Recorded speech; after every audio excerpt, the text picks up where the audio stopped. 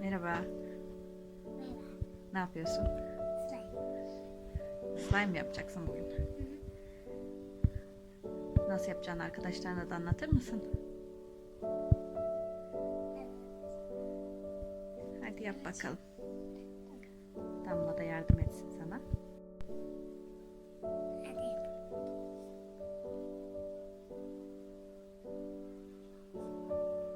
Hadi bakalım.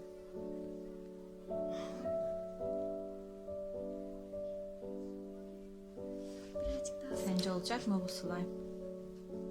slime değil ki.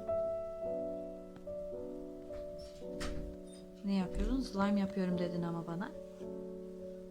Slime yapmıyor musun?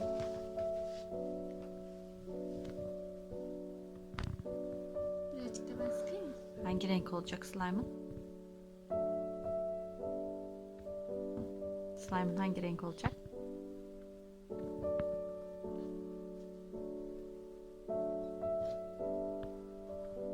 Anne videoda gözüküyor mu? Görünüyor anneciğim.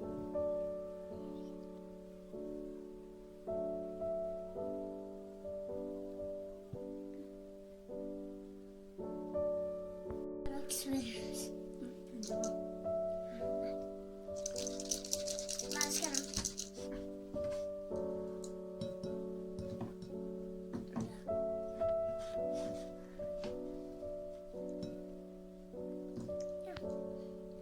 Ablan yardım etsin. Bir yardım etsin anneciğim, ver de.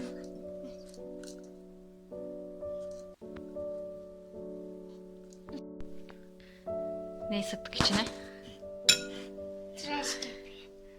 Ve slime'ın yapıştırıcısını koyduk. Başka ne koyacağız? Borax. Birazcık da boraks koyacağız. Sonra slime'ımız hazır olacak mı? Biraz daha karıştıracağız değil mi? Karıştır bakalım.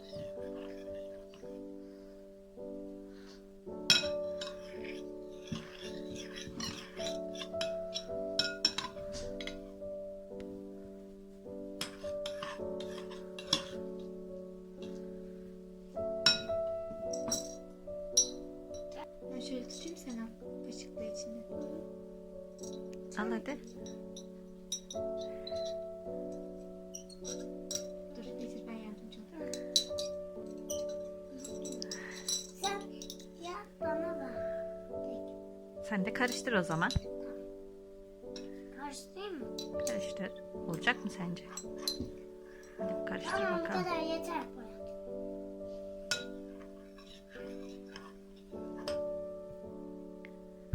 Bu çok. Olmadı mı? Ben Yapamadık yardım edeyim mı? mi? Bak getir.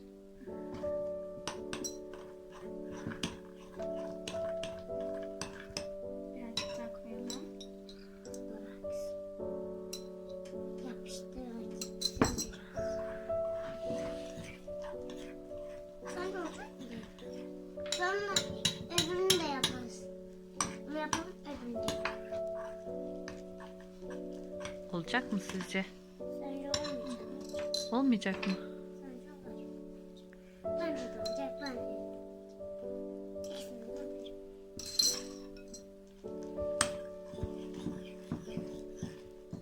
Ben şurayı yapayım. Küçük küçük küçük.